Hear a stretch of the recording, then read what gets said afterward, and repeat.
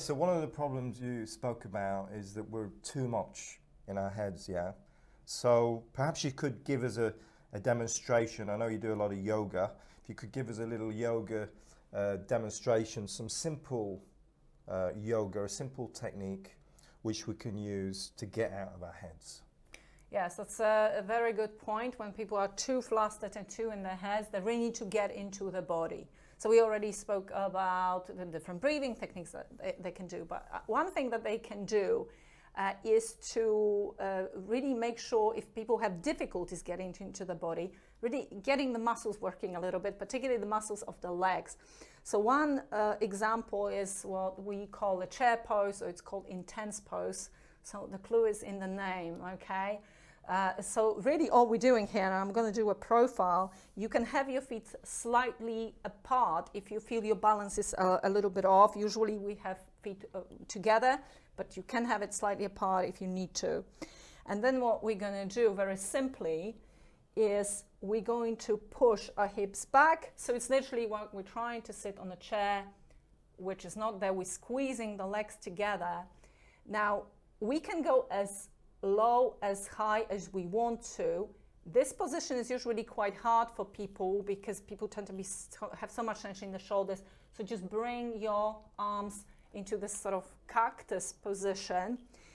What you need to be doing is you need to be sitting into your heels. So you lift your toes off the floor. So you're really sitting back and then breathing freely. So if at any point you feel your breathing is restricted because it's so hard, you're not doing yoga. If you're not breathing, you're not doing yoga. So you need to just lift up so it's a little bit easier so you can just get the breath flowing. And what we want is we want a nice length in the spine. Okay, so we want nice length in the spine. And when you drop in, you only need to hold it for a minute. Maybe you can hold it for longer. A lot of people won't be able to hold it for longer because when the legs will start burning, then you will be in the body. That's going to be your focal point, and that will get you out of your head. Yeah. Okay? But you need to be able to breathe through it. Okay. So that's one thing we can do. Should we ever go together? We can do that quite easily and simply. So again, feet together, shoulders back and down. So we're starting with a nice posture along spine. And then we're going to bring arms into this sort of cactus type position, shoulder blades back together. And then we're going to push the hips back, squeeze your knees together, squeeze your legs together, and that's it. And just sort of looking down, so we don't want to be looking up or down. The head is the extension of the spine. Okay, and then breathing, but we need to breathe.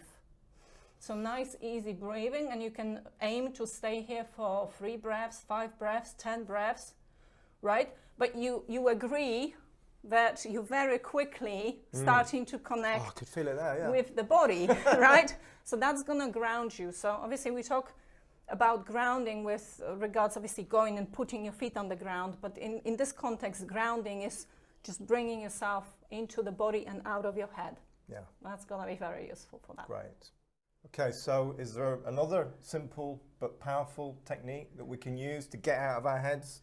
Yes, so a lot of the time when people get this sort of mental overwhelm, there's a lot going on, the mind is just taking them for a ride, and they're starting to spin the narratives. What's a good thing to do, which we previously mentioned, that you can count as you're breathing, so you can put a count on your breathing. That's going to distract the mind. Another thing to distract the mind is movement. So we can do something so simple as breathing with movement, and it doesn't have to be epic and complicated. Of course, when we're talking about Tai Chi, usually there's quite complex sequences. Qigong is a little bit simpler, but this is what those practices are about, is combining breathing with movement. Likewise, yoga, the same. But we can do something really simple, like just standing hip width apart, feet hip width apart, just a slight sort of taking the lock of the knees. And again, nice length in the spine, shoulders back and down. And then literally as you take a breath in, we're going to just sort of reach with one hand towards the sky, the other one sort of connecting heaven and earth, if you like. And then bringing hands to heart center as you exhale.